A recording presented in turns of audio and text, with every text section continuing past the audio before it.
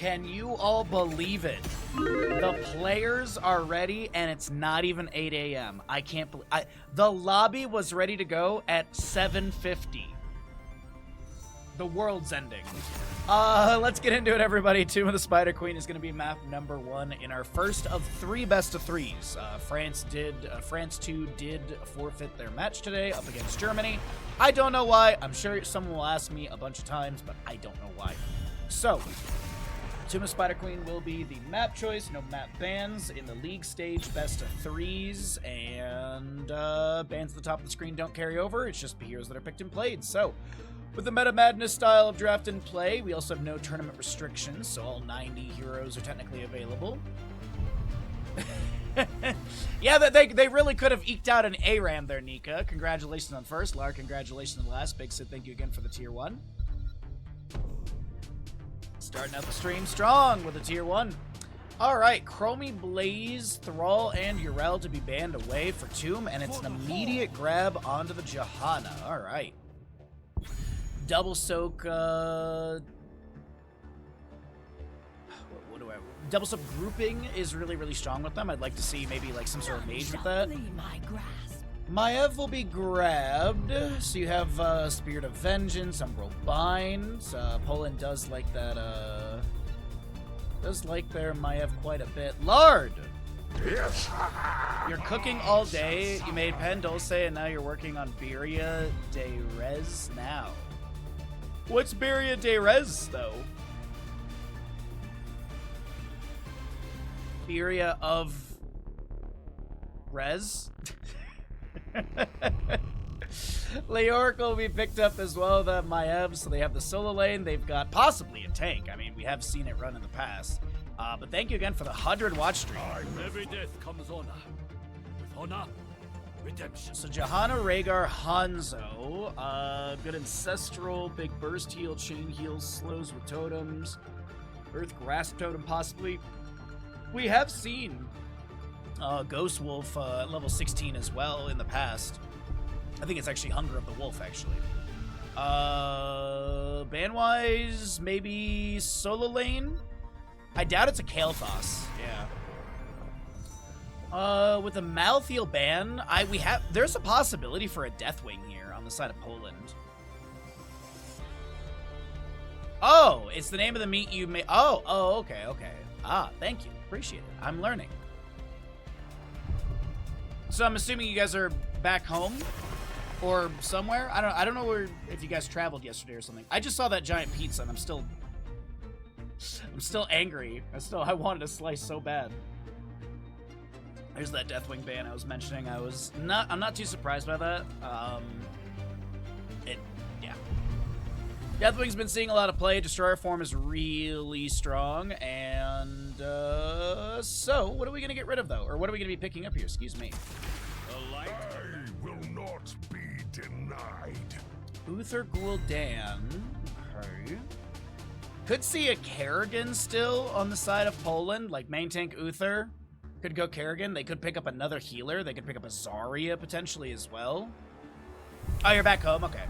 I'm glad you made it back home. I hope you had a good little Saturday, whatever you guys got up to.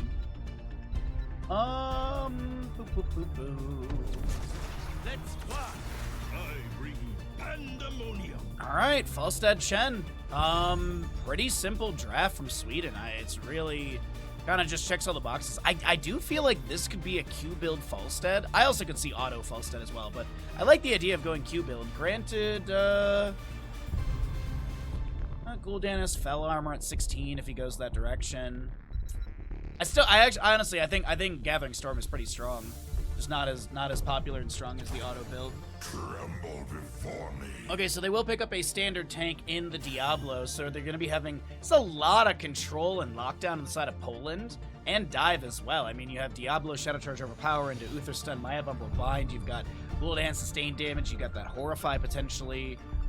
I say potentially, but we're going to be getting that. Leoric as well with the Entomb. Pretty good draft from both sides. Let's get into it. Get your gambles in. Here we go.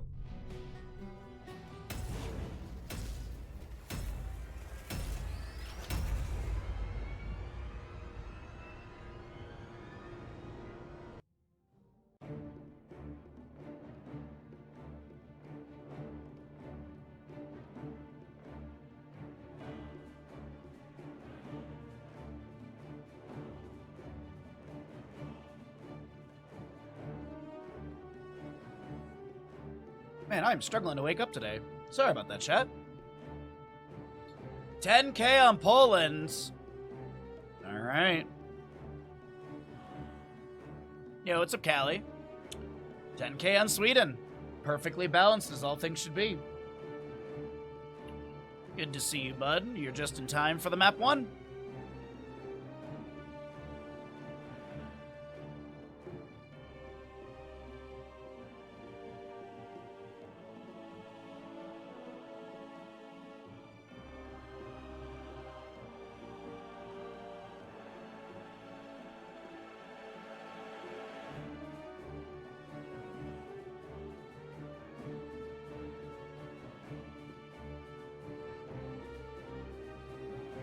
First loading of the day.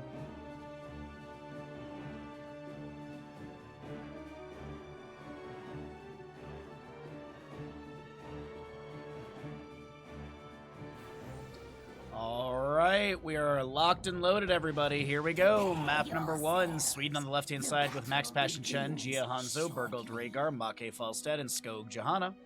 Right side is going to be Team Poland with Mac on the Diablo, Ariane on the Maiev, Mopsio Gul'dan, Lovecall is your Uther, and Itrex Leoric. Freshest ingredients Chen, Frequent Flyer Falstead. Also going to be looking at Colossal Totem Rhaegar, Zealous Glare Johanna, Devil's Dude Diablo, Pursuit of Vengeance for Maiev. I wouldn't say it's super rare, but we are going to be seeing Echo Corruption. This is the map where I do see it the most, but Pursuit of Flame has been the most popular as of late. Wave of Light for the Uther, Hanzo with the target practice, and Oisin's Renewal for your Leoric here. G is going to get hit with a Shadow Charge and auto attack. Mac comes through with First Blood for the side of Poland, smushing Hanzo into the wall. All right. Not a bad start for Team Poland, as the clutches obviously are open, but there's no way to get those gems, or sorry, the Webweaver summonings just yet, as it's just this early in the game. You need 50 gems for this first summoning, and then subsequent turn-ins will be increased by 5. So Max Passion drinks up some brew in front of Itrex, little Drain Hope applied. And it looks like Chen's just going to be doing his thing in bottom lane, not going to be playing super aggressive, letting the tower shots do some of the work, as we do have Bruiser on the left and the right to be grabbed by both sides. Gul'dan continuing to clear out waves. Diablo anchoring and slowing down, or possibly getting dismounts here. Did they win free Harrison Jones? Unfortunately not. Mid lane camps are crashing. Looks like we do have an Umbral Bind to pull Rhaegar around. Ariane's going to be able to back away. Hanzo looks for a target practice hit, but it's not going to be able to land it. A Wave of Light thrown back from Uther. And Falstead already up to 26 stacks. Not bad for him. Gul'dan hasn't picked up much on his Echoed Corruption. Getting the Mythic portion is not too bad. It's just honestly getting that first 40 stacks, which is how the old talent used to be. It's just the additional 45 stacks you need to hit. But when you have those steps back after the 40 mark, it is a bit easier to get those last ones. And of course, Ruinous Affliction still at level 16 is a big amplification of damage after that 40 mark. Condemn onto Mopsio. No stacks to be lost upon death for Gul'dan if he does get dropped here. Same with Make on his Frequent Flyer. A couple more Fell Flames thrown in. Leaves to be cleared out. Gem count looking just about equal between the two teams. Leoric and Chen still having a little back and forth. Looks like not much damage on the gates have been achieved between the two. Chen's just rotating into mid to get a quick globe on that freshest ingredient so he can finish his 15 stacks a little bit faster. That way he does have that persisting shield, which does give a nice synergy with the level 4 with your fly or with your deadly strike. You're probably going to see Max Passion utilize Flying Kick immediately after Brew, so that way you can get that Flying Kick amplified damage. Because the Brew that you have is what? It's like a 3-4 second duration that it sticks around? 4 seconds. Hanzo comes in, looking for that Stormbow scatter off the gate, misses, but Chen has the damage, and Max Passion will be able to Flying Kick back. Stagger damage, picked up a bit of tower, or ate some of the tower damage. Unfortunately, in the top lane, it is going to be Falstead drop, so at least traded heroes. And gem count looks like about 6 different still. very close in this map number 1 for Team Poland versus Team Sweden. Sudden Vengeance Maiev for that 6%. Hanzo in bottom lane still with the explosive arrow. I think he's trying to get those last stacks onto Leoric here. Can actually take a look really fast and see where Hanzo sits. It's currently going to be needing to hit Uther one time for the 30%. Does have the 3 hits on Leoric and Diablo. 1 hit needed on Maiev and Gul'dan. Going out. Drain out from Mopsio and Amake. Robine does not get the pull onto Johanna as the Iron Skin ate that damage, or ate that pull. And Max Passion runs through a handful of corruption, but will not be taken down. Diablo full on souls. Excuse me, gosh. Diablo full on souls, so we'll have that instant respawn. Still a little bit to go for that level 10, so no reduced soul consumption. Umbra Vine pulling people in. Gia gets the natural agility over the wall of Spirit of Vengeance. Comes in. Burgle low. Ariane will not be able to get the kill. Johanna pulls them back in. Hand of protection from Uther. And Maiev will not fall, neither will Burgled or Skog. What a very tense moment, but it is turn-in availability for both sides. And a few more gems are going to be coming in. I think Uther's got the last 6 needed, so that will be red web weavers descending to the side of Team Poland. Join the red ones in battle. Flame gets a dismount, 13 stacks on the Echoed Corruption, 40 for your Wave of Light for Uther of the 60. You have 13 of 15 regeneration globes on the Chen. Full set at 75, so he's got his first milestone. For the 20 extra damage, looking for the 150 stacks to get the extra 70 on top, or to get up to 70. That's a lot of damage over time on a Burgle. The Death Wave from the Web Weaver will hit, but it's not going to be able to take down this Rhaegar. Hanzo poking from the lower side of this mid lane. And he's doing his best to weaken the wave and the Web Weaver. Johanna steps up with Iron Skin active, gets a condemn onto the wave, picks up some gems as well. And Provine pulls Sko back in. There's going to be a Fan and Knife reset from Maiev, and she actually gets a couple more after that. Falstad clears out top. Looks like Chen's cleared out bottom. Mid lane 4, will it be taken down here? The damage is looking really good. Web Weaver is still slightly available, and I think they're going to commit to this. No, they're so close to getting it. Spirit of Vengeance. They do have a mini wave coming in. Fell Flames as well. Some Fan and Knives. First structure to go down will be in favor of Team Poland. Destroy their constructs.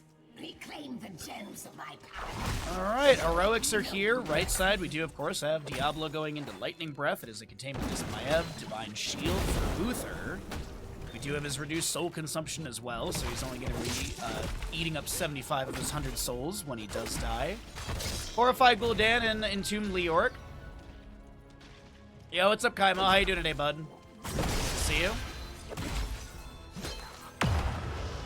Ancestor healing for the Rhaegar. This is also a Flesh Shield Johanna, Dragon's Arrow, Wandering Keg, and Falstad. You're not going to Hinterlands, are you? We did have a Hinterlands yesterday, and it was a victory, so there's a 100% win rate on Hinterlands Blast. And if I'm not mistaken, it was this map as well. It was Tomb of the Spider Queen. Yeah, actually it was, yeah, so. Dragon's Arrow from Hanzo goes out as the Entomb captures Chen. Does he have a Wandering Keg to activate? Not for 37 seconds. Hanzo is going to be zoned from picking up the vast majority of those gems. That's a big loss on gems right there. Yo, it's a Freaky. Happy Sunday, bud. Happy Sunday, everybody. It is Gus Falstad. It is going to be your Gus Falstad as bottom lane fort will be taking down Team Poland with a second structure against the enemy. And we do have your Chen respawned. Fell Flame goes out from Gul'dan, looking to get some hits onto Johanna as Falstad barrel rolls to the left-hand side away from this top lane wave. Shadow Charge overpower from Diablo. Pressure onto Max Passion. Drink up some brew and get a quick heal from Rhaegar as well. It is going to be, by the way, that healing totem level 4. Been seeing that pop up a bit more lately as well. Entomb tried to capture the Johanna, won't be able to find anyone. It's going to be left there as Falstad does have a wave pushed up into the top lane fort gate. Mid lane already cleared out. Condemned from Johanna pulling Diablo back in. A Firestorm from him will activate as well, and it's going to get some returning damage. As I mentioned, still full on souls. You also see the souls underneath his model. And have the angle for a shadow charge there, so won't be able to displace Chen. And Leoric is going to quickly clear out the bottom lane as the fourth gate has been opened up a little bit. Shadow charge to go in onto Chen. He'll answer back with a flying kick. Hanzo needing to get one more stack. I'm assuming it's going to be on Uther here. As a Sonic Arrow gets some vision. We have turn-in availability on the right-hand side, and with those massive gems dropped from the Chen earlier, it was like 38 gems lost. The second turn-in for Sweden has been lost. Right side Bruiser Camp is being grabbed. Left side is still minute 30 for that to be available, as a wave in top lane is going to be cleared out by Leoric. Diablo anchoring. Oh no. I think he was getting the turn-in with the Maiev there. Alright, red web weavers do come through. Leoric in the top lane, 13 talent here on the right side. You're going to see that Maiev with the Shadow Armor. Blink grants 20 armor for 3.5 seconds. Maiev base attacks against enemy heroes refresh this duration. Fell armor for the Gul'dan at level 13. He did not go for cooldown reduction on Corruption at level 7. And Leoric is also going to be picking up his Unyielding Despair, so we'll see Crushing Hope at 16, typically the combo together. Maybe Burning Despair 20, but I'm Buried Alive is often the pickup. Shroud of the Dead King is, I always say it's really good. Low cooldown, decent protection status, duration. Flying Kick, Wandering Keg, the Divine Shield is going to be applied. I heard the Horrify from Gul'dan also coming out the drain. On to Genesee, rolls to the side, drinks up some brew. Another fort will go down in the top lane. All three forts have been picked off. Fan and Eyes coming up from Maiev. Chen with enough to share. And that is going to be a mid lane Webweaver cleared away. But bottom lane stacked up here. Tons of damage coming through onto this Keep Gate. Hanzo dealing with top lane as best he can with the explosive arrows. No 16 for the double explosion with the piercing. Dragon's Arrow thrown from top lane does connect onto Diablo. The containment disc onto Falstad. The upper bind to pull them back in. The Ancestor will come through. The Lightning Breath from Diablo is out onto a couple enemies, but will not find a kill as the Fire Stomp allows Diablo and friends to back away, getting any dismounts onto the enemies, but still waves need to be cleared out. Big thing to mention, though, for the side of Sweden is they do have their Webweaver summoning available. Let's see if they get that in. Another 11 gems on the right-hand side of Team Poland is needed for them to get this next Webweaver, but they are going to have 16 talent here. The waves are pushed up against the enemy. Is there a boss call? I don't think so right now.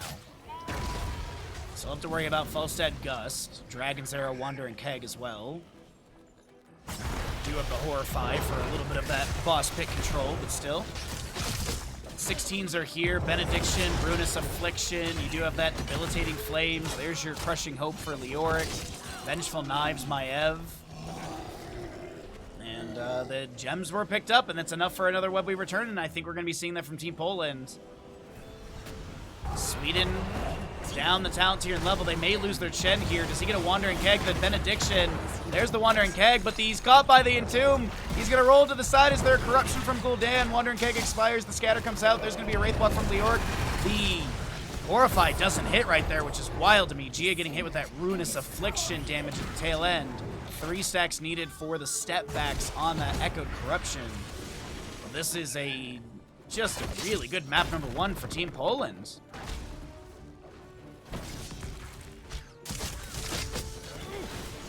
Falstad auto build is a late game power spike, or is that, or at what number of stacks is it a good power spike level now?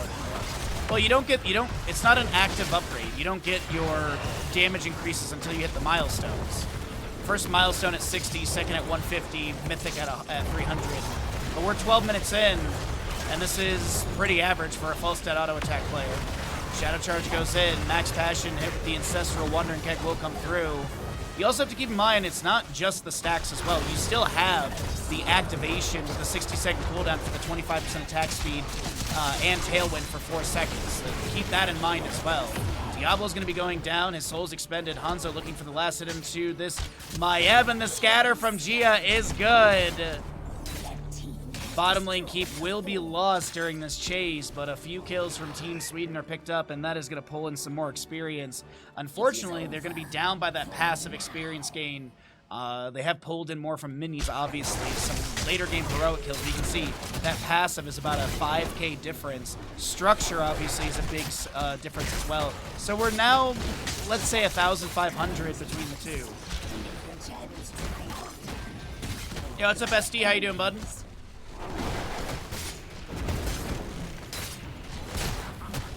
But honestly, auto attack Volstead is the strongest of the three builds.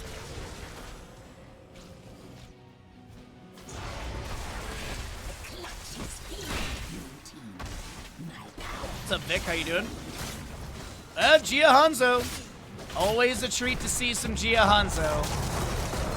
18 up on both sides. Boss plus Webweaver. Wandering Keg splits Mac to the left-hand side. There's going to be the hammering armor debuff, spell armor debuff. Containment just will land on the Johanna, but this fort in top lane will be taking down Sweden. With the reversal in this mid to late game of Tomb of the Spider Queen map number 1 of our first best of 3 today. Leorc in bottom lane is currently working on that wave. Falstad's soaking up mid and also getting his nearly last stacks. 33 to go for him. Hanzo's still working on that target practice, level 1, and I'm only assuming it's Uther here. Needs to hit Uther 1 time for the 100 extra damage. Almost had it right there. Scatter doesn't hit off the wall. Keep gate is opened up. We have the mid fort taken down. Bottom lane Webweaver that Leorc had done a little bit of damage to is going to be unable to push up further. This is going to be a bit more damage onto Keep gate of mid lane. And I think Falstad is just soaking bottom because he just wants to hit a stack as quickly as possible. Which, I mean, like, just about level 20, I'd say this is average.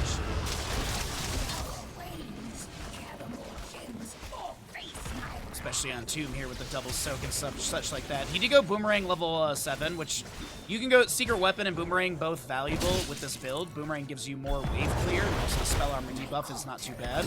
Secret Weapon, Hammering goes out further, and you have more auto attack damage, which synergizes with the damage you're increasing from your frequent flyer stackage, and also the hammer gains, since you're getting 20% of whatever your auto attack damage is. So if it's buffed up by Secret Weapon, then you're buffing up that return hammer gains value.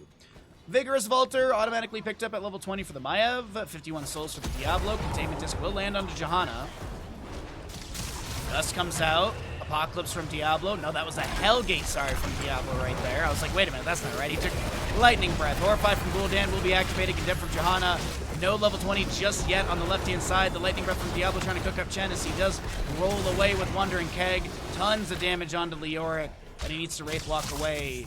And I can't believe it, the members of Team Sweden, they do burn every heroic. Actually, all heroics across the board have been burned for this. But that is going to be a reset for a few members. Falstad continues to clear out the bottom lane wave, getting closer and closer to Mythic. Gul'dan at 48 of the 85 potential stacks, 62 souls from Diablo. We do have the Haunt Gul'dan, by the way. It is going to be your Shadow Orb Vengeance Maiev. The Hellgate, as we mentioned, Redemption Redemption for the Uther. And you'll see your Leoric buried alive. Sko getting hit with another containment disc. There's going to be the 20 on the left-hand side. We'll talk about in a moment. That is Leoric taken down. Mythic picked up by the Falstad here. Auto attacks blazing through into that Maiev health bar. Falstad is going to go epic mount level 20 for the quick flight and gets the gust onto Lovecoal. We do have Gul'dan taken down by Hanzo above our screen. And now the chase onto Diablo. The shield goes from Johanna trying to get the dismount into Lovecoal. Mac is dead, no souls to buy back in, and that'll be turn-in availability. There is a bottom lane wave pushing up into the core. Johanna's trying to push up top lane a little bit faster.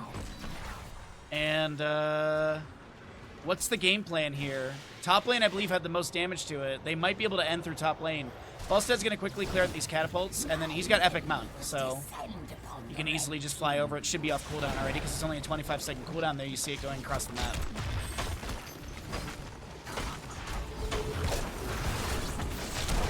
Thoughts on Lightning Breath on Diablo? I don't know. I don't know what you want from me. I'm sorry. That's such an open-ended question. Why did France do forfeit versus Germany today? Laugh. I don't know. I don't know why you're laughing about it. I don't know, man. Go ask the French players, not me. Horrify from Gul'dan pushes Rhaegar to the side. do have your Web Weaver through mid lane crashing onto the keep as well. But unfortunately, Team Sweden will not be able to end here. They will not be able to get a second keep, and this Web Weaver in bottom lane might get a fort.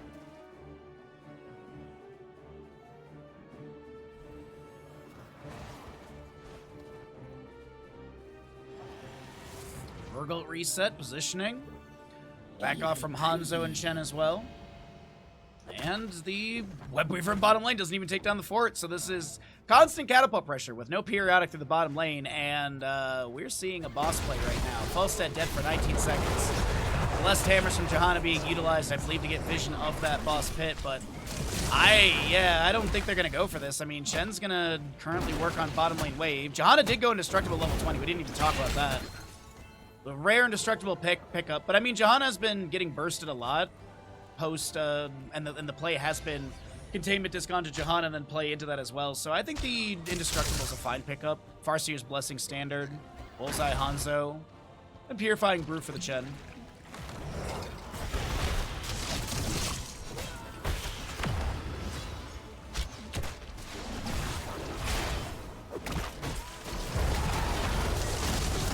Scatter's going out, bit of damage on the boss already. Keep it top lane.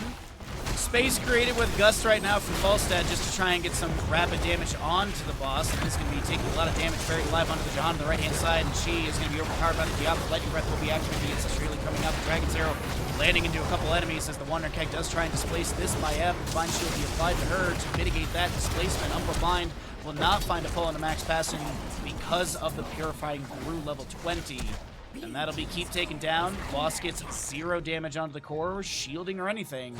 And that'll be the end of that. But 43 of 65 gems held on the left-hand side. 40, let's call it like 50-something on the right side. 20's turned in, 34 held. Gul'dan 55 stacks for his Echoed Corruption. Another 11 gems are needed for this Web Weaver summoning on the right-hand side. Another, what, 12 on the left? Yeah, just about that. Fire Stomp out. Diablo gets a little bit of dismount damage. Max should be fine to get back away. Wandering Keg is going to push them around. Hellgate is forced out. 100-second cooldown. Luther displaced on the right-hand side. Chen not caught by the buried alive there. Gets the flying kick just before the animation. Sonic Arrow, Bullseye gets your hit onto Uther. There's going to be Max Fashion jumping in. A lot of damage. Mopsio and friends are going to get hit with a huge Dragon's Arrow. Falstad flying in for the flank. Bear rolls away from the Uther. Looking to get a reposition here. Gets hit with 2 tower shots down to minus 40 armor. And the camp won't be stolen. They get the kill onto Gul'dan. And 5 more gems needed for a turn on the left-hand side. As the bottom lane wave looks like that might have just about enough. Actually, it does have more than enough. So Falstad will deal with this. Boston top lane up at 2 minute 36. And, I mean, we're getting some juicy late game Tomb of the Spider Queen here. Level 23 almost here on both sides. 22 plus minutes in the map. Tomb buried alive under the Johanna. There's going to be the Indestructible activated, and that is why we see that level 20 pickup. Great call from Skog right there. Diablo Souls will be expended. Falstad taking them down, but that's enough gems for the Web Weaver summoning. Bottom lane, once again, is just going to be, I think, a defensive Web Weaver. Is this a hard call to push through top lane as 5 with Sweden, or do they just play the macro and push things out? Hanzo's currently clearing mid with Falstad. Might go for a quick Stormbow hit into bottom. Nah, just going to grab the well tap. Falstad's going to go deal with bottom lane and then probably use his Epic Mount to join the allies. Looks like mid lane is going to be the call for the push-up onto the keep here. Scatter going out. Very even game. Falstad does fly in to join. 5v5. Diablo, by the way, does not have souls. Currently at 25 of the 100. Soul to Flame might get a stack or 2 here. But Weaver through mid is low. That's going to be a really nice Horrify from Gul'dan. But wait, it wasn't the displacement they were hoping for. Gul'dan will be pushed around by that Wandering Keg. Dragon's Arrow to follow up the charge into Diablo with the Blessed Shield as well. flying kick onto the keep. The Webweaver through top lane is crashing in. It's looking like this is Sweden maybe turning things around in that mid-late games we talked about. Core shielding hasn't been even really moved here. Fight still breaking out around the core, and that's minus 40 armor onto Chen. Lightning Breath to get the slow onto a couple enemies. Containment Disc onto Falstad as well. Is that the setup for the kill? He's silenced for 1.5 seconds. Will not get the Ancestral in time. The Yorick is traded. Flame Breaths are coming out. The bottom lane for it does finally go down against the side of Poland, so at least there's a little reprieve in that lane, but shielding is still there on the core. It's scratched, but Chen drinks up more brew, falls to the Wardens from Maiev, and Umbral Bind to pull Skog around. The Iron Skin is activated. Lovko will be taken down. Golden swirls around the Utherhead, so he's got that redemption respawn in a few seconds here. He's going to spam some heals in the meanwhile. Gul'dan has respawned. Falstad 30 seconds away. Chen pulled back in. The Wandering Keg to roll away. The chain heal is good. The containment dismisses, and it looks like that will be Sweden able to back away. 26 of the 70 gems for them held.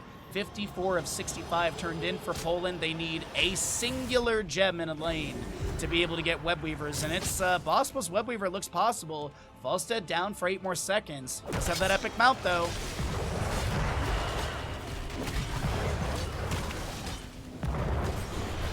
$63 of the 85 stacks on your Gul'dan. Echoed Corruption.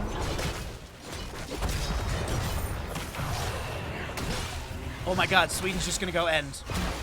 Sweden knows they're on boss and they have to maneuver away from it, and Sweden's just going for core. Diablo does not have full souls. He comes in with the Hearth out. This is Gust out from Falstad. Diablo Lightning Breath, Ancestral applied to Make. She is not going to get any of that. That is going to be the core falling in Sweden. They just put the pedal down and take map number 1. GG, well played.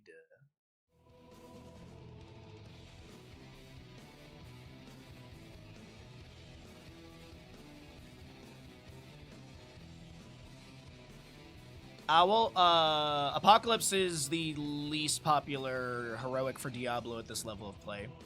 It is an extremely rare case when you see Apocalypse, to be honest. Welcome back, everybody. On the left-hand side, it's going to be Team Sweden. On the right, it's going to be Team Poland. We're going to be heading into Haunted Mines, map number 2 of this best-of-3 series. On the left-hand side, it's going to be Team Sweden with the score of 1. They'll have first pick as the losing side of Team Poland, opting in for map pick priority, choosing to take us to Haunted Mines. Something that they want to utilize in this map, some sort of strategy they have to employ, or maybe they just feel very confident on this map that they've scrimmed it a lot, because I do believe this was a hot priority during a few scrims for some of the teams, but not all. So let's see here, as we do have a ban onto your Sylvanas, ban onto Thrall. Pretty standard stuff here. Maybe we'll see more Chromie removal as well. Blaze will be taken out by Sweden. Could see a Chromie ban once again, unless they are fine with giving it to Sweden, because I do feel like that could be the direction that they're heading into on the side of Sweden, is that that Chromie artillery. Sorry, I got some heartburn here. I'm just gonna get Thompson.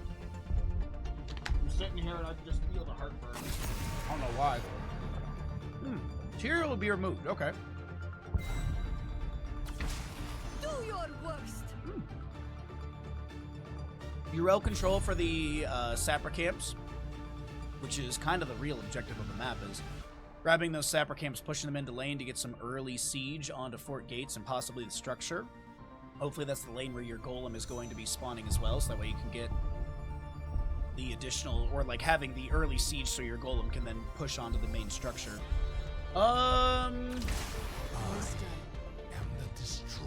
Vala and Deathwing will be grabbed right away. Okay. So maybe a hypercarry Vala situation. I could definitely see that. Hey buddies, stop taking your leg. Like Ariel picked up with Vala isn't too bad. You could see Alexstrasza. Alexstrasza technically can heal Deathwing with the level 1 abundance regen globe spawn. Right Wing and Li Ming. You know I'm gonna say it. You know I'm gonna say it. It's a beautiful Cho'Gall setup here. But realistically, into the Vala, I could actually see like an Arthas Tychus, an Arthas Genji, could be picked up as well. I really do like the Arthas on this map quite a bit, and the Frozen Tempest baseline onto Vala's not bad. Frozen Waste could be a nice upgrade as well if they want to go that direction. It's been a lot of Death Coil, Death Lord, and Immortal Coil at 4 and 7 from the Arthases I've been seeing. But I think the Howling Blast, the Shattered Armor, all that could be really nice. Tychus wouldn't be a bad pickup on the left-hand side for Sweden. They could go into another Bruiser, and they could hypercarry Li Ming, and they could pick up Malthael. Just put Malthael into the Deathwing. That could be a pickup. But maybe the Malthael's going to be grabbed on the right side for Poland. In the past, they've also liked to run a Junkrat on this map as well. Junkrat is available, so Junkrat plus... Oh, they could grab the Malthael and then have Deathwing as main tank. But that way... There is always hope. Okay, the Ariel I was expecting. The Rexar I was not. Okay. Interesting. What are we looking at here for the last two picks? I'm a big fan of the Arthas still. I think that there's a ton of value Arthas can bring to the table. I think a Tychus within the rhythm could be really good as well, or even the bigger they are. Greymane, Curse Bullet, Malthael wouldn't be too bad. You are leaning under the Hypercarry Li Ming, but I think that's still doable. Genji to get in the backline is another option. The wait is Bring the mega death. So we'll see ETC and Cassia. So maybe ETC for the Imposing Presence 16. Cassie for Blinds, obviously. Last pick on the right. I could see a Zeratul. I could see... here we go again. Now, the Chromie is not surprising. It's not surprising it's picked. It's surprising it's this late in the draft for either team. That's the surprising part, realistically.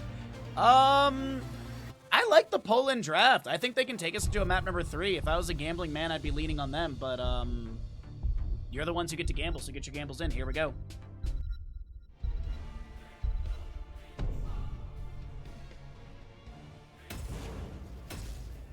Yo, what's up, Be Crazy? How you doing, bud? Happy Sunday, my friend.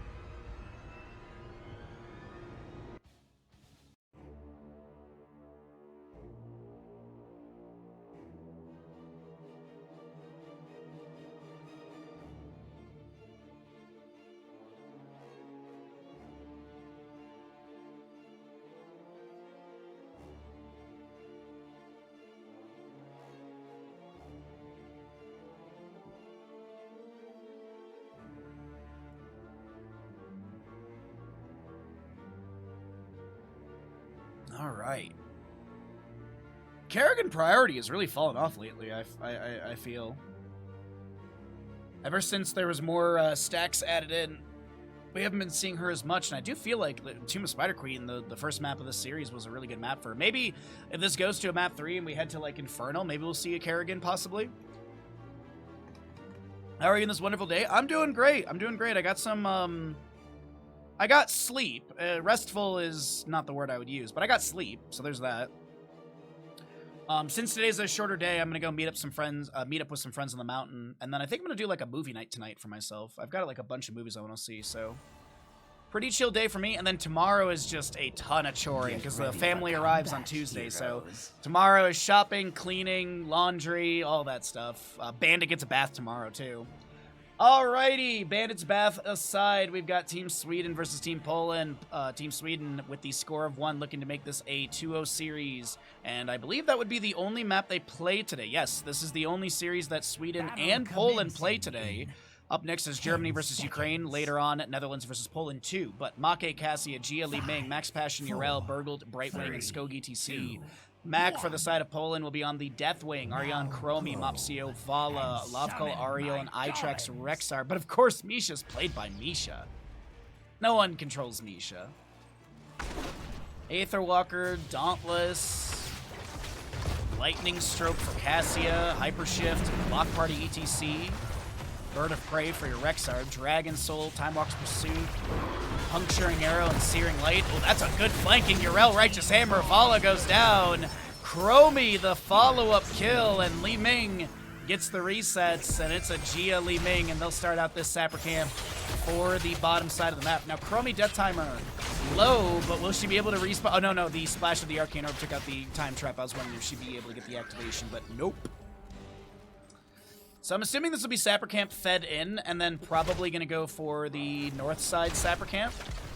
Because you don't see where the objective is, obviously, until the 3-minute mark, when the mines open up. And the location your golem spawns is RNG. It does flip-flop. I don't believe there's any sort of way to kind of figure it out ahead of time outside of just, you know, praying that it works out for your team.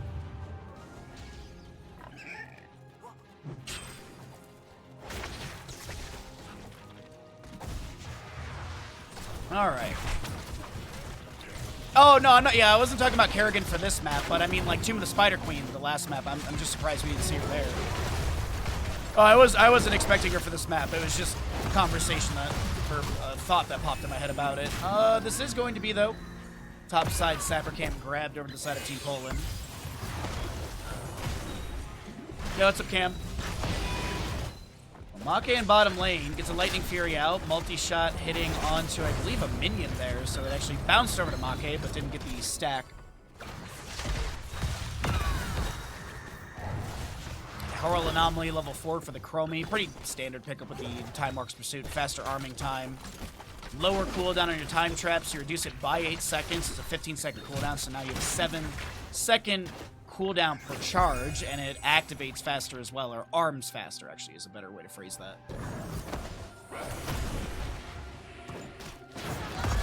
No, pretty standard level 4s so far, nothing really major to note. The mines will open. And there's the mines opening up. Actually, you do see them at the you do see them at the announcement moment. It's not the 3-minute mark, so blue's gonna go to top, red's gonna go to bottom, and they will swap lanes, much like Brax's holdout, every single objective phasing. So we'll see if Sweden gets this first objective, or if it's gonna be Poland who come out on top for the overall stacks. Alright. Arcane Orbs poking onto wave. Cassia fends in. Power slide from ETC lands on the left call. This is a Entertainment Strike from the Ario to allow her to back away. One stack of repeated defense picked up. A phase shift from Brightwing onto one of the allies nearby. I think it was actually Li Ming. Some Polymorph lands on the Mopsio, but they'll be able to back away. Big Arcane Orb on a Mopsio who vaults in. And I was going to say, that's a very risky vault forward. Vala will be taken down by the Cassia. Another kill to the side of Sweden, who are looking for a 2-0 victory in today's first best 3. 3 best 3s for all of you today. I don't know why France forfeit their first match. I know I'm going to get asked a ton. I don't know the answer. The admins provided me with the fact that there's no game. That's it.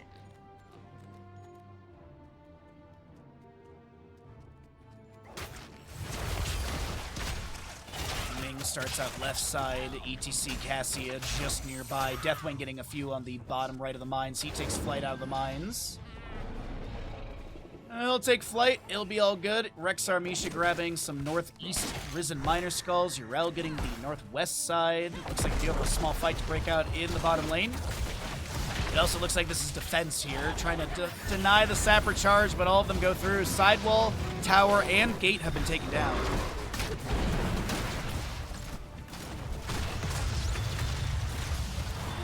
Is going to be 39-25 in those Risen Miner Skulls. Urel looks like she's going to try and get the last small camp bundle over there.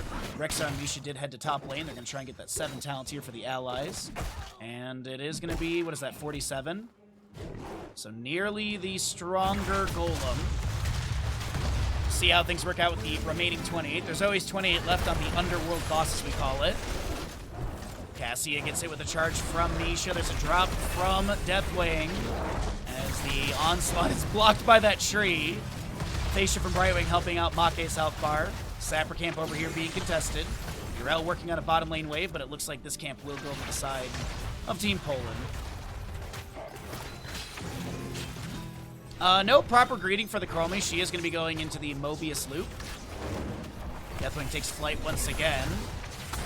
Did go into that death drop level 7 as well, so he's going to try and utilize that as best he can. Because when landing, reduce their spell armor by 15 for 4 seconds, and Deathwing basic abilities cooldowns by 2 seconds, so... Looks like, though, he's going to be dropping in the bottom lane. He's got 9 stacks on that Hour of Twilight. 2,000 stacks to go. Well, 2,000 stacks total. Huge damage onto the Cassia. ETC hit with the temporal loop. He gets pulled back in, and Skog will not be able to jump into the mines and will be taken down. Is this going to be the call for the Golem from the side of Poland, or are they just going to go for more siege? They're just going to go for the siege. I don't blame them. And from my understanding, from what I've been told, the Golem in this map doesn't scale to the moment it's gathered or summoned is the better way to phrase it. You know, like Dragonite, if you channel at the 7-minute mark, it's scaled to 7 minutes, 8-minute mark, etc., etc. Same thing with like Punishers and all that. From my understanding, what I've been told, and I believe the player because they're usually a good font of information, is that once you hit 60 skulls, whatever the in-game timer is, so probably 3-4 minutes, that is where the Golem will scale to. So that is sometimes why you don't see teams prioritize the Golem anymore. Because it's not scaling actively, and as I said in the draft, these sapper camps are really the true objective. The siege value you can pick up from them is extremely strong. So that was one of the explanations that I got when we had a situation like this in the past during some scrims. Because I was watching a scrim, I'm like, dude, why is no one going for this? They have opportunities. They have easily moments to get a stronger Golem and push it in, but yeah. That is one of the priority plays. But Ardent Defender's going to be activated. We have Temporal Loop. We got some other things to talk about here. As a Cataclysm out from Deathwing will be the end of this engagement. Ball Lightning, Wave of Force, Ardent Defender, Blink Heal, and Moshpit ETC. Boars to be unleashed by the Rexar, Crystal Aegis for your Ariel, Rain of Vengeance, Temporal Loop, and the Bellowing Roar for Deathwing. As we look into the mines, and people enter the mines and they exit the mines. Onslaught in from Deathwing and Incinerate Wing Flap as well. Make getting a little bit low. Those Dragon Breaths from Chromie are really good. The charge from Misha coming through from the mines. Make will be taken down. Max Passion with a Righteous Hammer. And it's looking like Poland are rallying. They want that map number 3, and you know me, chat, I want as many games as possible. Hungering Arrow does bonk onto Gia really quick. Temporal Loop on a scope. Rain of Vengeance from the Vala does come out. She's going to be having a Crystal Aegis applied to her. She'll be fine. 26 stacks for Vala, 59 baseline for the Hour of Twilight, 4 of the 6 for the Ariel. 52 Thunderstrokes stacks for Cassia, which is pretty good at 8 minutes. Not bad. What? As we look around the map, it's going to be another Sapper Camp for top lane to be grabbed. Bottom lane Sapper Camp, 42 seconds. Bellowing Roar from Deathwing pushes ETC to the side, but I don't think Deathwing was really threatened here. Arcane Orbs from Li Ming poking onto the camp. I don't believe we've cycled through any late game numbers, so let's do that. Ball Lightning from Cassie does go into Deathwing. That is going to jump over to the Vala and the Misha. It does expire after a little bit of volleyball has been played. Mosh Pit, 10-second cooldown as the Taming Strike will interrupt. The Temporal Loop comes through. Skog able to back away afterwards. Max Passion jumps inside the mines. Rain of Vengeance catches the heal of Cassia. Rexar jumps out of the mines as well. Yrel getting out on the west side door. And Molten Flame into the minion wave to clear this out.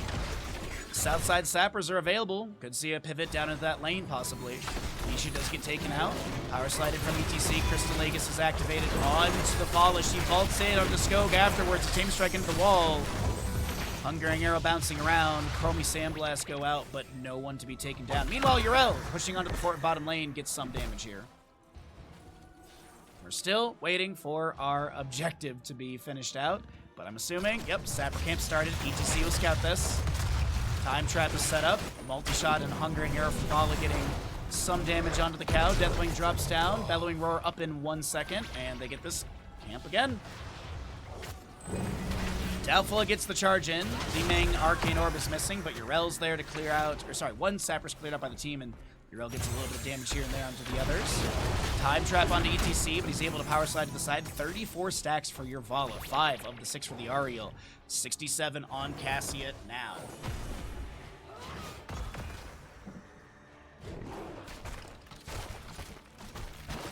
The 13s come through on both sides, and Ruination, Timeout. rare piercing lash for the Ariel, by the way. So the Detainment Strike now pierces and hits all enemies in a line, reducing the cooldown by 2 seconds for each enemy hero hit. Looks like our Underworld boss has been started. Cataclysm will be utilized down here. Rain of Vengeance goes out. Skog is going to be taking a lot of damage. The ETC is trying to back away. I believe there's still a Bellowing Roar activatable, and it is going to be used onto Yrel right there. Chromie finishing out the Underworld boss, and it looks like this is going to be the remaining skulls picked up by Team Poland, but Sweden overall is going to have a stronger golem. Mac is low and will be taken down by the Brightwing, and now Vala.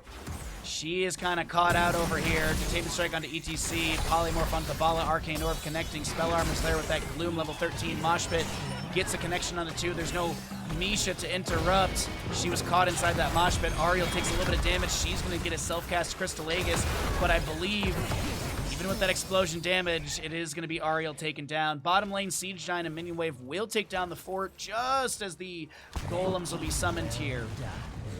But top lane golem for Sweden stronger. Polymorph on to the Chromie. She's able to back away with 369 HP. Golem in top lane, if you're curious, there's your stats on the left-hand side of your screen.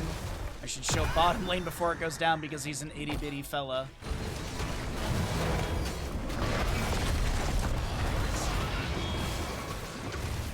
Top lane fort gate has been opened up by Team Sweden. Yrel is going to clear out bottom lane. That Siege Giant camp, though, getting that fort is unfortunate for Sweden. Beneficial, obviously, to Poland, but we'll see. Defense looks pretty good from Poland. They'll save their top lane fort. It's going to be dropped down to about 50 or so %. One more slam. To see face mount onslaught in from Deathwing. Power slide to the left-hand side. Pixie power for the Brightwing, increasing that spell armor by 25%. And Golem of bottom lane.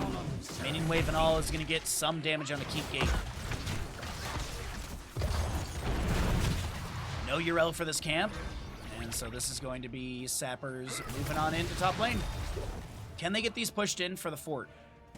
It seems doable because as we take stock of the minimap, they are still working on that. Oh, no. The Minion Wave did delay things out just enough, and I think there's going to be enough poke damage and ETC control and such like that. So no Sapper charge, but still, I mean, you know, Mercenary Experience is leading by about 800. Make it a little bit more by about 1,000.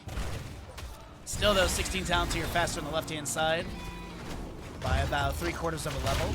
Some magic missiles find their way onto Mopsio. It is Mirror Ball level 16.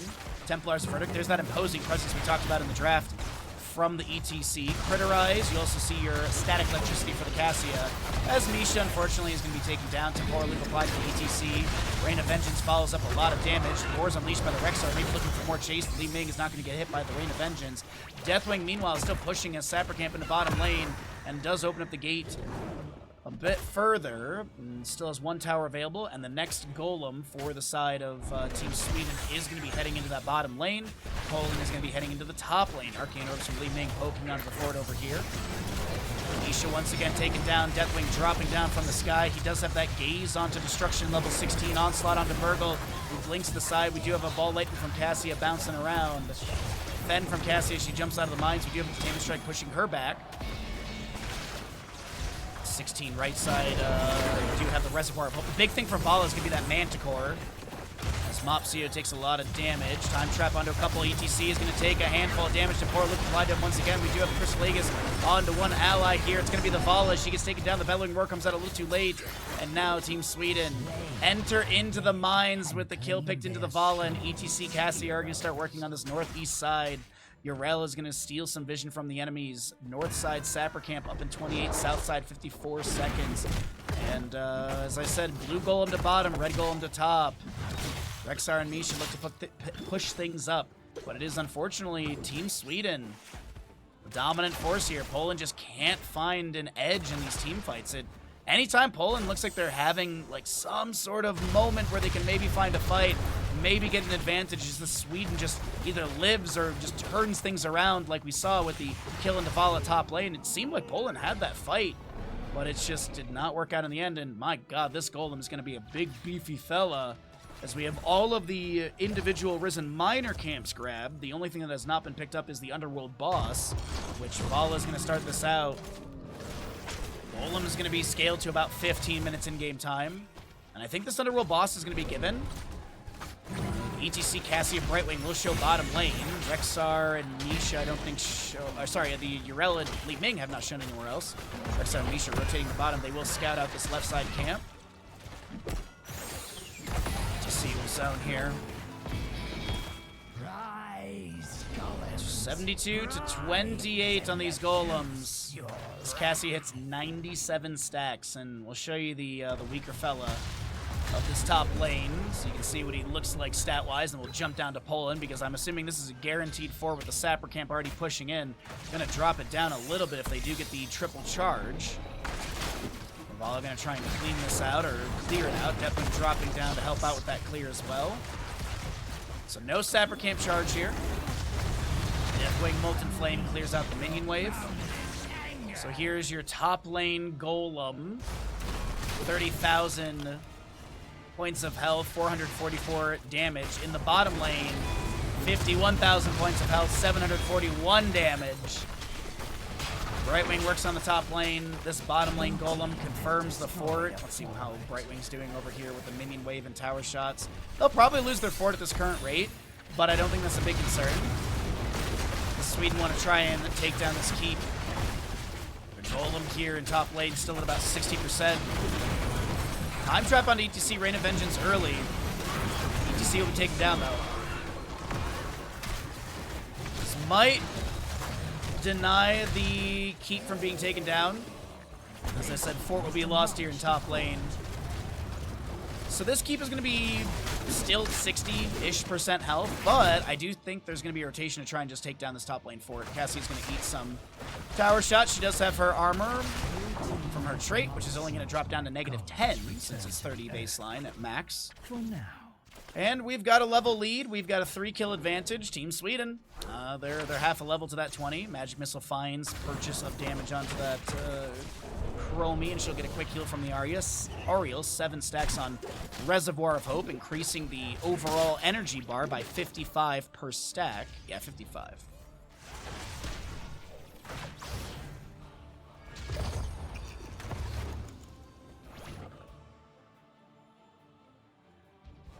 All right, excuse me, I have to get some tea here.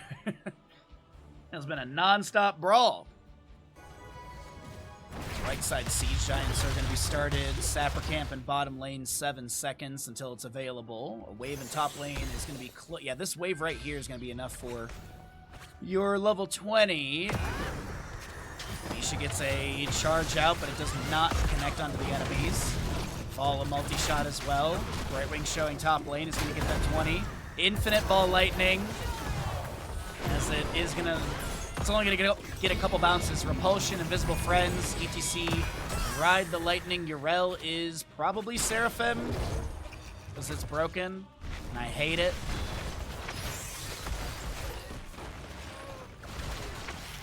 Stuck in a loop for Chromie, so you get the secondary pull, but also a 700% recharge rate on your cooldowns.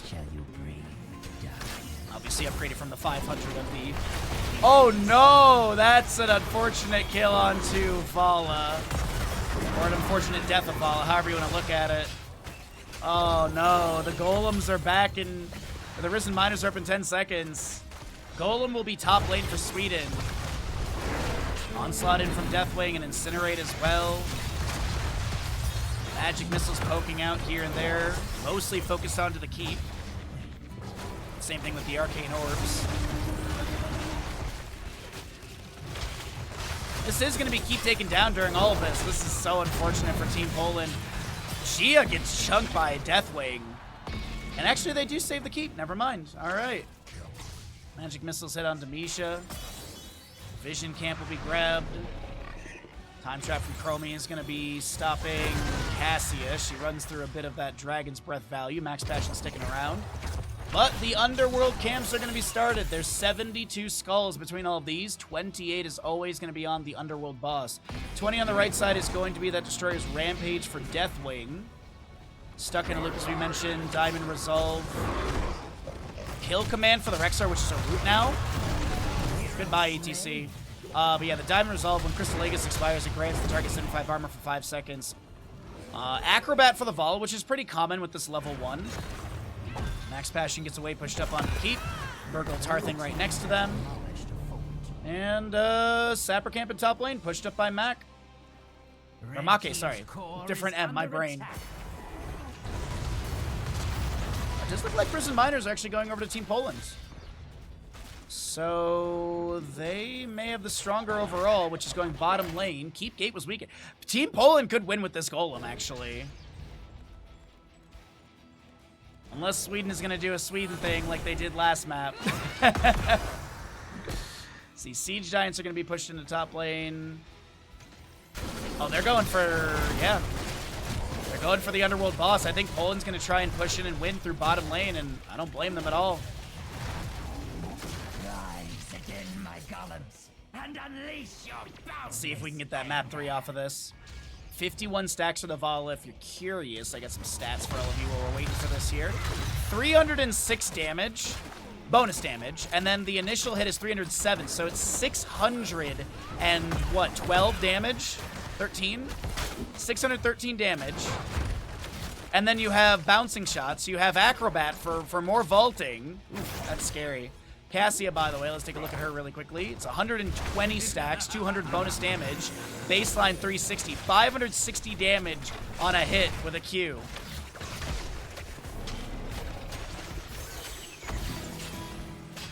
Golem top lane, 16 skulls were picked up for that bad boy.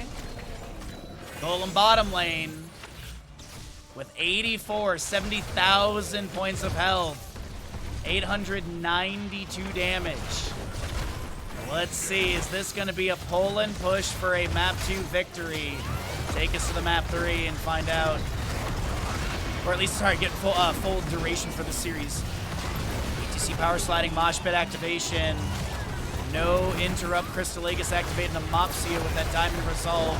Rain of Vengeance coming out. Golem in top lane, by the way, is dropping. It won't take down the keep. This is going to be bottom lane keep taken down. And is this GG, or are they going to be going for court? No. Okay. No call for court. 6 to 9 in kills, favoring the members of Team Sweden. And we go back into grabbing camps. I think next objective is somewhere in the 26-minute. Ooh, Vala, look at that damage on the max passion. Jesus. ETC goes to the power slide onto Misha, unable to connect. Molten Flame to zone. And Deathwing will get his energy back up to full. So, of course, the Golems will swap lanes. Poland will have their next Golem in top lane. Sweden has theirs going into bottom. Top lane, keep gate completely up. Bottom lane, or top lane on the opposing side, 50% of the keep abouts. Oh boy, oh boy, oh boy, everybody. This is a tense map number 2 as we get into the 24-minute mark. There's some good games today, everyone. Thanks for joining me. Vision on the right side grabbed. Left side looks like it's reclaimed by Misha, who's going to tank a lot of damage from Li Ming, but no kill onto the Big Bear. Sapper Camp of bottom lane will be grabbed. I'm assuming these will be cleared out before they get charged onto the core. Misha, Rexar is feigning death. I think Repulsion pushed him out of position. Cataclysm in from the Deathwing as they're bellowing roar immediately afterwards. Yes, it's going to push Urel to the left-hand or the right-hand side, but she gets the Arc Defender. Cassia, Tempor Loop on Amake, pulling them around. The cooldown and reset ability for Chromie, in a sense, is going to be very high with that 700% cooldown ratio. Oh my god, sorry. Cassie getting caught out there. I thought it was going to be a Rexar kill for sure, and there is. The Risen Miners opening up, power sliding from ETC, Repulsion, Crystal Aegis self-cast. Is there going to be a kill onto Urel? No, or onto Ariel? No, there's actually Urel taking a lot of damage. Vala vaulting in, the Hungering Arrow will be enough. Maj Pit from ETC onto so many enemies. Deathwing drops down from the sky. That's going to be entertainment strike into the wall. Urel, ETC, and Li Ming are all going to go down. Burgold is trying to back away, and Team Poland have done what they need to do here and get the quadra kill. They will advance into the enemy core, and it is time for us to head to a map number 3, everyone. What a play. I thought that was going to go so south, but Lavgul getting the Crystal Aegis activation. Oh, and that heal immediately. My god, what a play. What a detainment strike with the piercing lash as well. Oh, geez, this is going to be a map number 3. Team Poland taking their map choice at 25-45. Jeez, man, what a good series so far.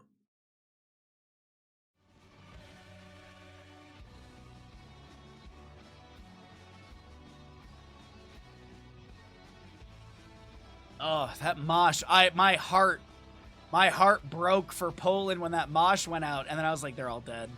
They're all so dead. And then they weren't. Just like that. They were dead until they weren't. GG's. All right, we're going to roll some ads, and when the ads are over, we'll get into map number 3 of the series and find out who will be victorious. Coming up next, by the way, is going to be Germany versus Ukraine, and then our final best of 3 of the day will be Netherlands versus Poland 2. Towers of Doom. Welcome back, everybody. We are here ready to rip into a map number 3 in our first of 3 best of 3 stay. On the left-hand side, it's going to be Sweden. On the right side, it's going to be Team Poland. 20 heroes have been played. 20 heroes are banned away because of the Meta Madness draft. As we get into the actual pick phase, 24 will be unavailable since we have our 4 bans at the top of the screen. What are we going to be getting rid of here? That is the big question to ask. Tyrael will be removed. Let's see. Global-wise, I believe Dahaka is still up. Right-Wing Falstad haven't played. Abathur is up as well. Illidan's up. He does have his global with Hunt. Medivh will be banned away. Garrosh removed as well. And this is a very popular map for Stitches. We could see a ban onto him early. Or could be... There's a possibility for a Kerrigan on this map as well. We do see her pop up here and there. Junkrat is up as well. He pokes really well. Tyrande is up. Sylvanas will be banned. So Sylvanas has been perma-banned in this best of 3 series. We will not see the Banshee Queen, but that does open up the avenue for Thrall. Is he Crash Lightning, Maelstrom Weapon, or Echo the Elements? Echo the Elements is the more popular of the 3. I think Crash Lightning is the least popular still to this day. We do see Crash Lightning on, like, Battlefield. If Thrall's in the 4-man, I could see a Crash Lightning direction. There's the Dahaka. Main tank Blaze? Nah, I think this is going to be a hyper carry situation. I think Blaze is going to be in the 4-man. And, maybe it's a Grill and Kill Blaze. Maybe we see Adhesive Petroleum. I doubt it's probably Collision Course. We'll see if it's main tank Blaze. There's a possibility. For the Nexus. Thrall... Double Soak, very doable, and then you Cho'Gall with Malfuri and Orphea. Yep. Oh, what do they want to ban here on the left-hand side, though? May is up, Mal'Ganis is up, Arthas is up, Muradin's still available, too. Sergeant Hammer could be a consideration. Because they could, like, Hammer and Muradin or something. Malthael to be banned, so... The Malthael ban leads me to believe that Sweden's going to pick up a second bruiser, or I guess a third bruiser, technically, and then go for, like, a healer in a hyper carry situation. Oh, looks like a caster DC'd from the lobby. Okay, they're back in. That's a little unfortunate because we were a bit into that draft. Did we see the other ban? I actually don't know. We saw the Malthael ban. I'm literally looking back at my stream. I don't think we actually got the ban. Okay.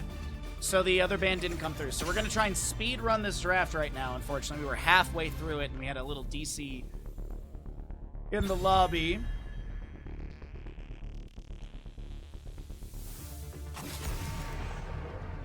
Well, while we go through all this really quickly, I can tell you about stream schedule stuff. As I said, Tuesday we're doing another video game painting. I haven't locked in what I want to do yet. I have some rough ideas. Wednesday is going to be Kaizo Mario. We're going to try and beat the Kaizo Mario ROM hack that we did. And then maybe we'll do a little extra something else if we beat that early. Thursday is going to be all Heroes casting, all day Heroes casting on Thursday. Friday will be Elden Ring randomizer. I believe we should be doing the Elden Ring Magic and Summon only randomizer. It has been really difficult but really fun. And we found some decent spells and stuff. Now it's just kind of like getting, you know, better weapons and casting ability. And then Saturday and Sunday of next weekend will be more of this tournament. So that's the schedule for the upcoming week. But we are back into where we left off. Thank you all for your patience in the little drop we had of this lobby. But this will be the Malthael ban. And then what? How far are you into the Mario? I think I'm like pretty close to finishing. I think we finished finished World 6 or 7 at last this past Wednesday. So Lard had said like he thinks that there's like 7 to 8 worlds, so there's a high possibility of finishing it on Wednesday because I did like I think we started on world 4 or 5 and we did like 2 or 3 worlds on Wednesday. I was getting pretty good at the Marios. Sergeant Hammer will be banned away. The Mouthy was banned. We're back into the draft where we left off. Thank you for your patience. And let's see with the Dahaka Blaze. I still think it's gonna be a hyper carry situation. I really do.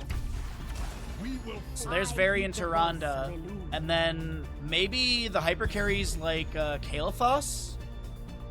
I could see a Kael'thas working out with this really good because you have Jet Propulsion, Drag, Flame Strike, Gravity Lapse, Taunt, Lunar Flare, Huntress Mark. I think the Kael'thas could work really good. I honestly could think you could go into Convection. I don't think it will be, but I think you could. Last 2 picks on the right side. What are they going into here? Zeratul and Muradin. Okay.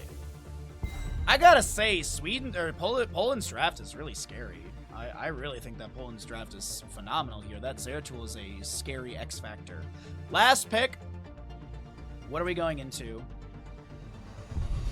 I could see a Jaina. Ice Block could be a nice pickup as well. Jaina with the Varian Tyrande Blaze Dahaka wouldn't be too bad. You want a Zul Jin? I'm here to help. I honestly think that ever since Zul Jin had stacks lost upon death added into his baseline, I really do think that has pushed him down in priority. I have not seen a Zul Jin at this level of play in a long time. And yeah, we used to see him here and there, but he's non-existent now. And I really do think that that change to his baseline is the reason we're not seeing him a ton. That's my I wouldn't even call it conspiracy theory. That's just my general thought. But let's get into it. Final pick Jaina, as I was thinking, and I love it. I like the Sweden draft. Very blow up, but that Poland draft is scary.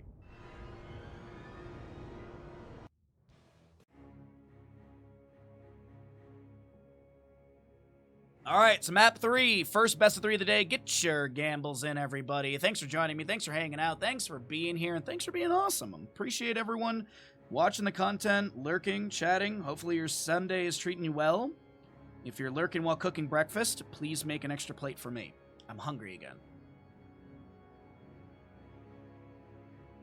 I want to see him just because he's played so... Oh, no, Freaky, I'm with you on that, too. I'm right there with you. I like a good Zul Jin game. Same thing with, like, Kael'thas. Love a good Kael'thas game. He's good in ARAM now. He's always been good in ARAM. Always.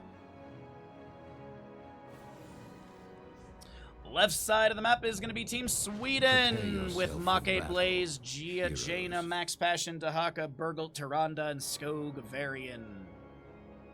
On the right side, it's Team Poland. Mopsia, Orphea, Itrex Thrall, Arion on the Zeratul, Lovecoal is your Malfurion, and Mac on the Muradin. Let's take a look and see, does the first Sentinel hit? The battle begins in 10 seconds. Dwarf Block, Emerald Dreams, Greater Cleave, Ancestral Strength, Lion's Maw, Moonlit Arrows, Enhanced Agility, Dwarf Block for the Muradin. Well, what are you waiting for? Neural Stimpak on the Blaze.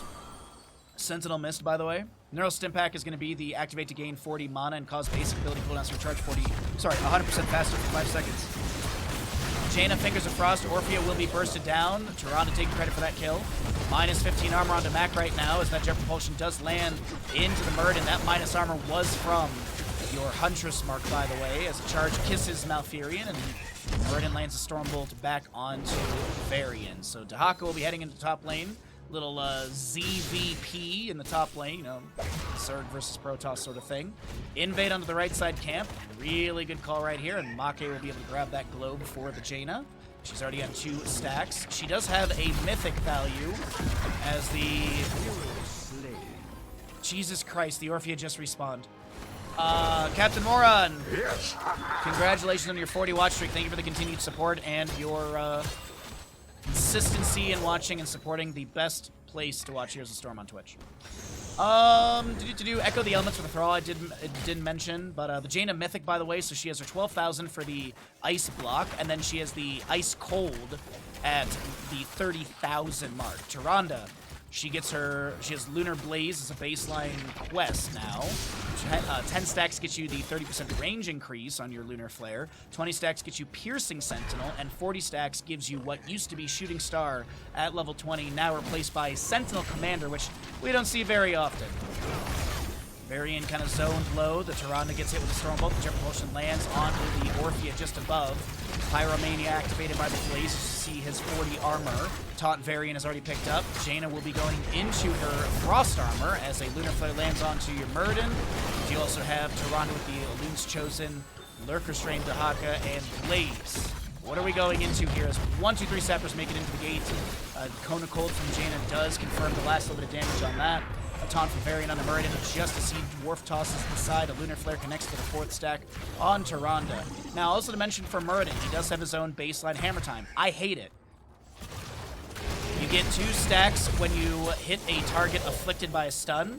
You get 1 stack when you hit, or when you auto attack an enemy hero that is afflicted by a root or a slow. 100, so at the 40 mark you get your Piercing Stormbolt and your 0.5 second cooldown per auto. At the 160 mark you get a 100% range increase with a 50% width increase, and it pierces all targets. He's going to be going into the Oil Dispersal at level 4 here. The oil spill area increased by 20%. Each enemy hero hit by Flame Stream reduces the cooldown of oil spill by 0.75 and refund 5 mana. As our Blaze, by the way, oil slick cooldown is 12 seconds per charge. Right side is going to be grabbed by Zeratul. Dahaka was going to try and harass him now. Dahaka needs to go get the left-hand side, but Zeratul, he's gonna rotate down here, but it's gonna be a 4v4 when he arrives because Malfurion is gonna be taking down a 3rd kill over the side of Team Sweden, as it will be Dahaka getting the channel top left, blazing the channel in the bottom portion of the map. A 4-point lead to the side of Sweden as Jaina picks up her 9th regeneration globe off this wave. Yo Ninja, what's up, bud? Happy Sunday, my friend. Hopefully you're doing well. With 3-0 in kills, camps constantly invaded. This is going to be your lead for Team Sweden, as Nanomachine Coding at level 7 will be picked up by Blaze, not going for the fuel leak. And Make gets the channel on that camp. Another globe to Jaina, 10 of the 20. Lunar Flare lands. Jet Propulsion follows it up. Murden tries to dwarf toss away. The Blizzard from Jaina connecting, and she'll be able to get a nice Frostbolt into Murden for the kill. Blaze Jet Propulsion into a charge from Varian. No taunts available for 3 seconds. Emerald Dreams from Malfurion hits Make, who gets woken up by a Shadow Ult of Orphea. And she'll pick up a couple stacks on Mind Devourer level 7, which was just picked up, but boom.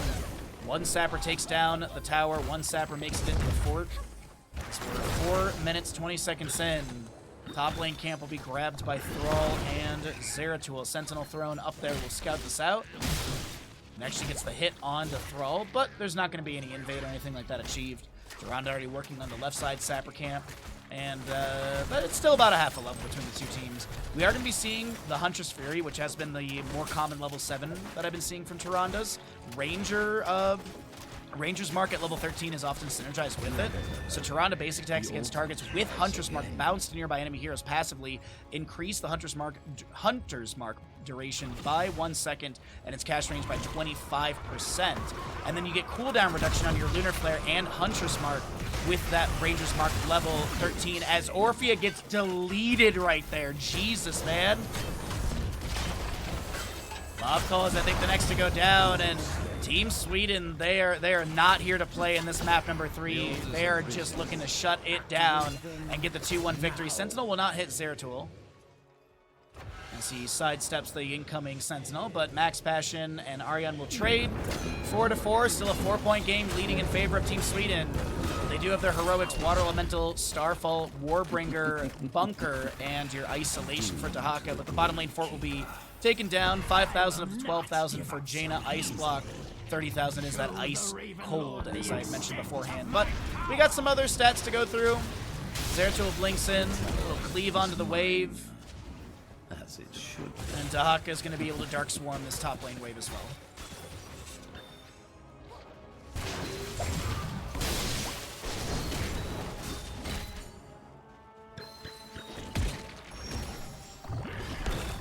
Chomp goes out.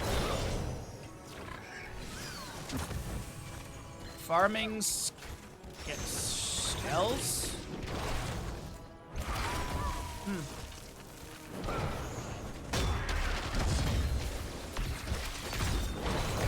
But we're not on Haunted Mines anymore.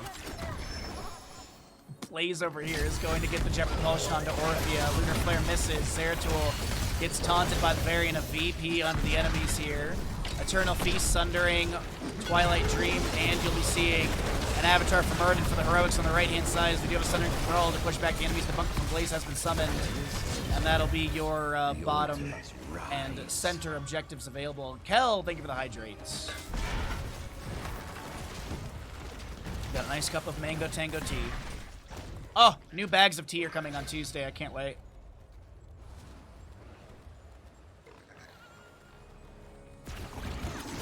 Make is going to get hit with a little bit of damage. Goes in with the jet propulsion onto Orphea. Can't land the hit. Does not have bunker. Starfall from the Tyrande. That is still going to be Blaze taken down by Thrall. We do have a Murd and Dwarf tossing in. A couple auto attacks onto Burgolt here. Stormbolt does land. We do have Jaina trying to get the counter pressure as bottom objective will be channeled. Sappers leap over the wall and make it an 8-3 in shots.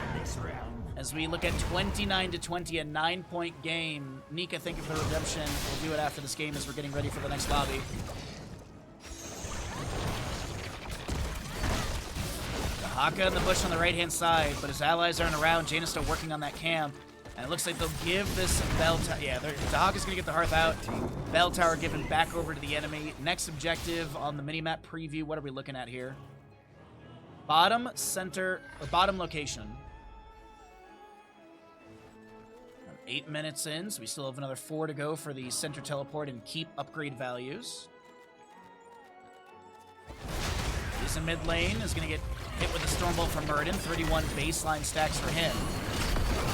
So he looks to try and get that 40 at the Eternal Feast. Sundering, there's going to be some decent damage. VP will stall things out, but that is going to be a root underneath all this. Wait, Malfurion does not get the silence. The Jaina will be taken down, but the Blizzard, she gets revenge from the grave as Varian charges onto the Orphea. Mopsio's low. A few members need to jump into the bunker. The isolation lands onto the bird, and he is going to dwarf toss to the side. After that silence ends, we have Zeratul with the least amount of mana. Blinks in, gets the cleave, and takes down the Tyrande. Make trying to back away. The Feral Spirit landing onto them. 81 stacks, by the way, for your Thrall. Stormbolt going out. Murd and Blaze to be traded. Hero slain. And this is Sapper Camp bottom lane cleared out. My god, 8-5 in kills. A great mid-game transition. And as I said, it is going to be that Ranger's mark at level 13 for your Tyrande here. So you have that basic attacks reduce the cooldown of Hunter's Mark by 2 seconds. Basic attacks against marked targets reduce the cooldown of Lunar Flare by 4 seconds.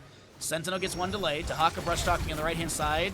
Varian is here as well. Water Elemental has been summoned. Dahaka drag misses the root from Malfurion zones. We do have an Eternal Feast from Orphea to push back the enemy. Gia a little bit low. Just have that Elun's Chosen Moon applied. Getting some heals from Burgold right there as Max Passion steps into the bush for a little bit of movement speed buff. Does have 6 of the 10 stack. That's a Jet Propulsion landing on throw. Gets a Nature's Cure from Malfurion.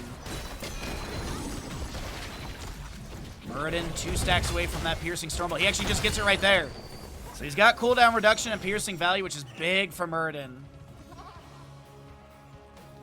Jaina less than 4,000 away from getting her improved Ice Block or Ice Block activation. Jet Propulsion from that mid lane. Neuro Stimpack was activated as well as you saw a little purple mark underneath Blaze. The charge taunt onto the Orphea. The invasive miasma's active. That is going to be a Sulfur from the Tyrande. VP onto Tyrande left-hand side. Zeratul getting a little bit low. Varian charges in. Zeratul blinks the left-hand side. Jaina has the burst to take down that Protoss hero as a Lunar Flare burst onto Orpheus there. The silence from Malfurion onto Jaina. The Feral Spirit lands onto Dahaka. Varian charges to an ally. Does have the Juggernaut level 13.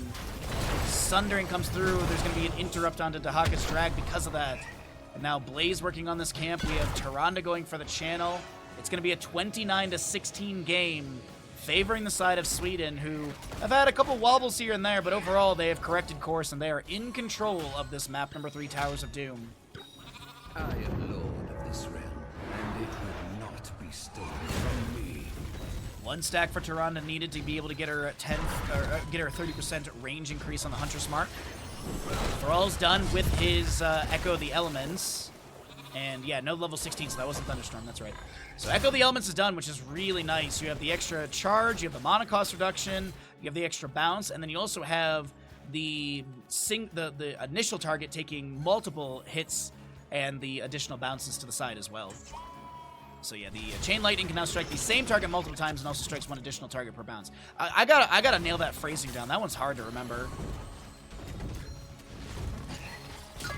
I'm sure we'll get a patch in like 3 weeks in the PTR, and then I'm gonna have to learn some new stuff. Sappers charge in, Mopsio almost taken down, Fort in bottom lane, actually keep in bottom lane now that they're opened up, as you heard. Here the Grave Lord and Gravekeeper and Ravenlord arguing about the tunnels and such. Sundering Thrall comes out. There's going to be a VP onto the Varian. We have a bunker down from Blaze. Silence from Malfurion. I don't think hit anyone. Starfall from the Tyrande. Varian charges onto the Thrall. He gets a Nature's Cure. Make and friends are so low. Those Chain Lightnings bouncing around. You can see how much poke damage you can get. And Thunderstorm is a big level 16 as well. Because once you have that 40% slow quest completed, you get a 30% damage on all of your Chain Lightning damage. That Thunderstorm with this Echo of the Elements is really scary, in my opinion. But it is a triple objective phase coming up. We'll see how the shots all equal out. I mean, mathematically, Sweden could win right here if they get all 3 plus boss. I don't foresee that happening. I said that yesterday, and actually, an enemy team quite literally got these 16 shots after a good team fight. Thunderstorm is done. Blaze getting top left. Zeratil's going to go for top right. Mid objective area being contested. 25 to 12. Dahaka keeps tapping Bush for the movement speed buff. Stormbolt from Murden lands. Thunderclap on the ground to get a little bit more baseline stackage. Mopsio interrupted. There's a Gem Propulsion onto the Thrall. Sundering. Eternal Feast gets a couple ticks as well. The Stormbolt from Murden lands on the Blaze. We do have Blaze with his Pyromania expiring, able to Gem Propulsion side. Thrall gets some decent poke damage. Echo the Elements is just quickly clearing out that wave. My god, those bouncing hits. Our Mopsio. Orphea gets the channel. 21 to 12, a 9-point game between these two teams. Malfurion Hearts out for full mana. Jaina on top lane. She does have her Ice Block. She's 11,000, around 11,000 damage needed to be able to get that ice out. Sorry, Ice Cold.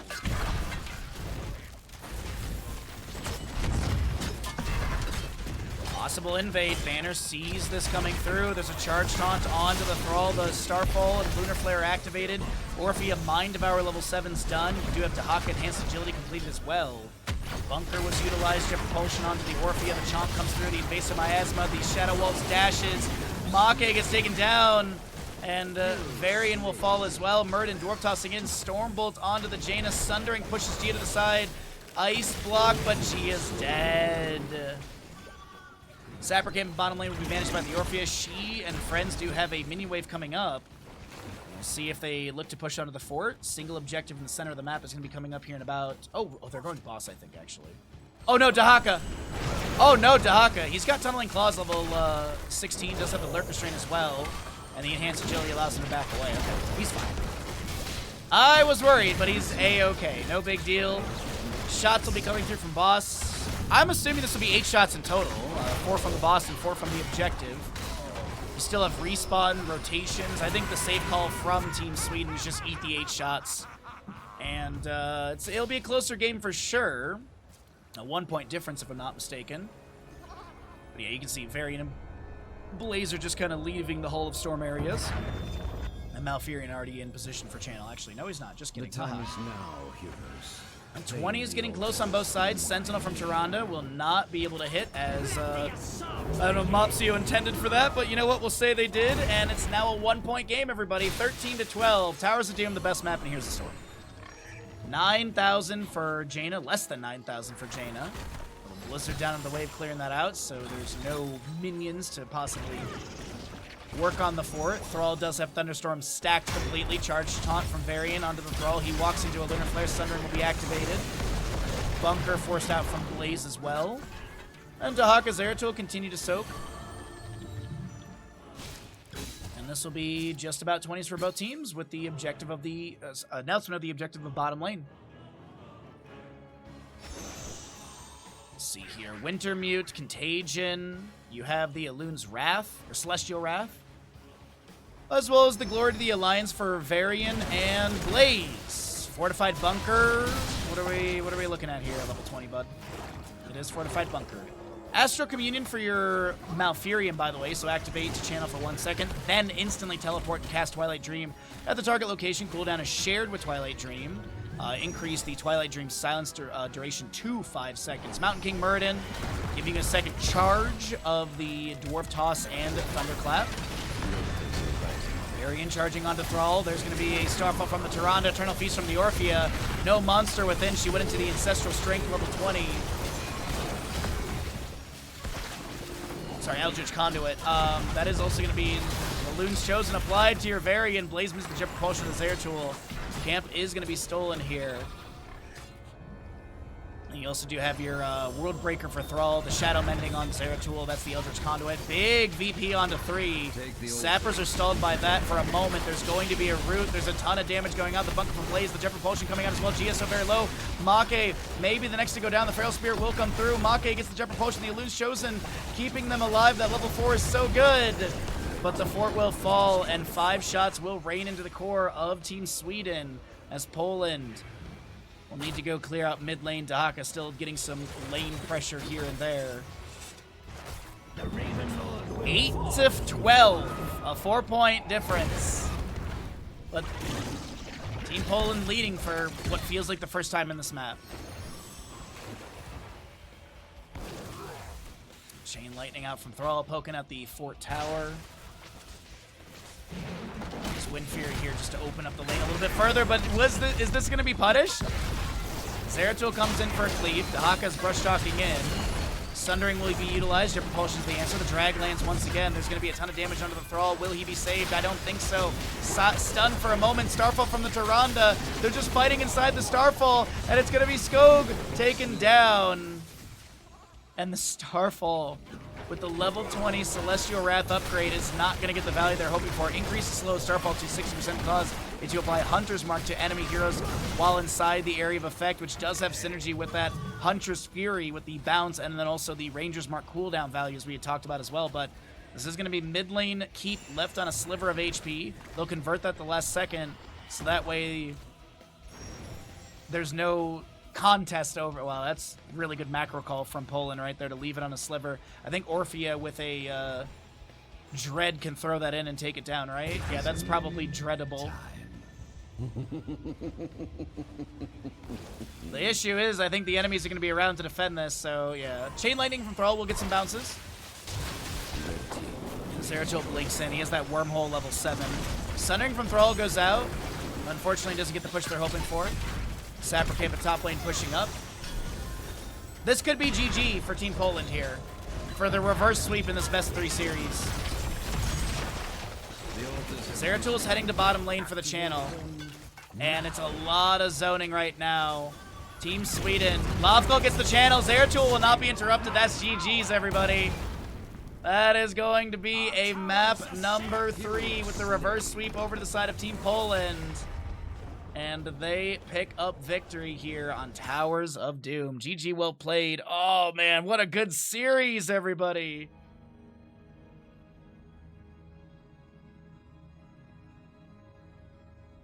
All right, so our next series, I believe the map just needs to get chosen. We'll get into that. We have ads and bandit redemptions to do. Nice, Lovkol. Nice, nice, nice. So up next is going to be Germany versus Ukraine. The lobby has already been selected, so I'll make sure I get myself in there before I run the ads, and we'll do all that, and then we'll get going. But let's get into it, everyone. That was a really fun series. We got another one coming up in just a moment. Thanks for being here. Thanks for being awesome. And do consider subscribing if you have the availability. We're 4 subs away from our goal for more silly alerts.